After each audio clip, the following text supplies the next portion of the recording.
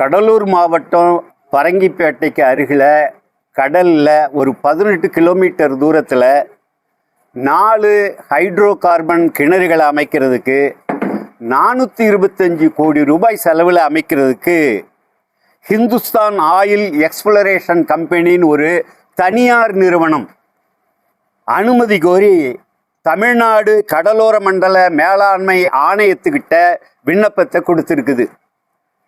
இது ஒரு பெரிய பிரச்சனையினுடைய தொடக்கம்.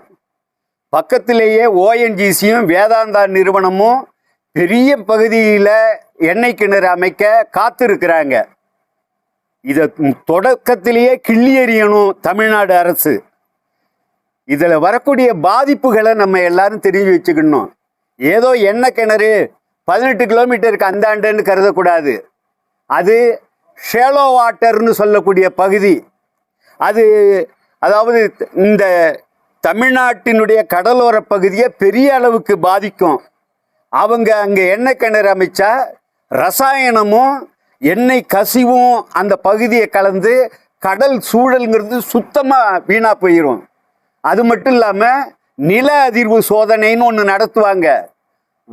நொடிக்கு நொடி வெடிச்சத்தம் கேட்டுக்கிட்டே இருக்கும். அதை அமைக்கும் போது அது மீன்களோட நுண் உணர்வெல்லாம் அடித்து சிதைச்சிரும்.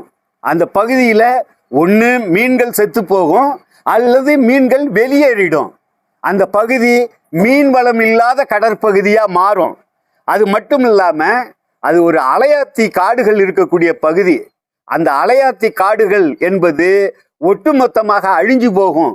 சுற்றுலா தலமாக அதன் பிறகு இருக்காது.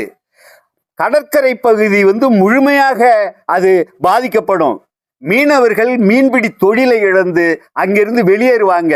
ஒரே ஒரு எண்ணெய் கிணறு அமைச்ச பிறகு ஒரு போட்டு கூட அது கிட்ட போக முடியாது.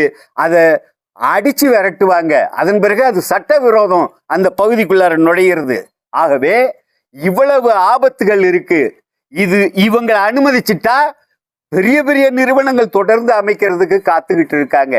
அதனால தமிழ்நாடு அரசு கிட்ட தொடக்கத்திலேயே அனுமதியை மறுங்க. அதை பரிசீலனைக்குன்னு கொடுத்துருக்காங்க விண்ணப்பத்தை. பரிசீலனையே பண்ணாதீங்க, அதை ரிஜெக்ட் பண்ணணும் நீங்க. அது மட்டும் இல்லாம பரங்கிப்பேட்டை என்பது பாதுகாக்கப்பட்ட வேளாண் மண்டலத்தின் ஒரு பகுதி.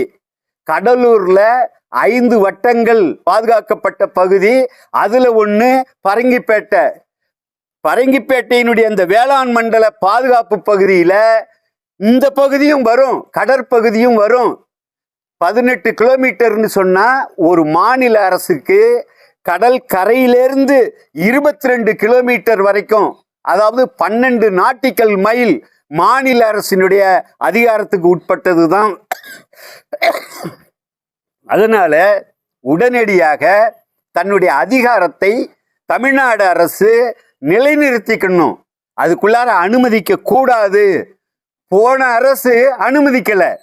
அதே கொள்கையை இந்த அரசும் தொடரணுங்கிறது எங்களுடைய வேண்டுகோள். அது மட்டும் இல்லாம நாங்கள் இந்த மாதிரியான எண்ணெய் கிணறுகள் வருவதாக இருந்தால், நிலப்பரப்பா இருந்தாலும் கடற்பகுதியா இருந்தாலும் அனுமதிக்க மாட்டோம். மீத்தேன் திட்ட எதிர்ப்பு கூட்டமைப்பு பரங்கிப்பேட்டை உள்ளிட்ட பகுதிகளில் பல்வேறு அமைப்புகளை நாங்கள் ஒருங்கிணைக்கிறோம். சாதி கடந்து மதம் கடந்து கட்சி கடந்து நாங்கள் ஒருங்கிணைத்து கூட்டு போராட்டங்களை நடத்துவதாக இருக்கிறோம். ஆகவே ஒரு போராட்ட சூழலை உருவாக தமிழ்நாடு அரசு அனுமதிக்க கூடாது. மக்களின் சார்பாக உடனடியாக இந்த திட்டத்தை நிராகரித்து தடுத்து நிறுத்த வேண்டும் என்று வேண்டி கேட்டுக்கொள்கிறோம்.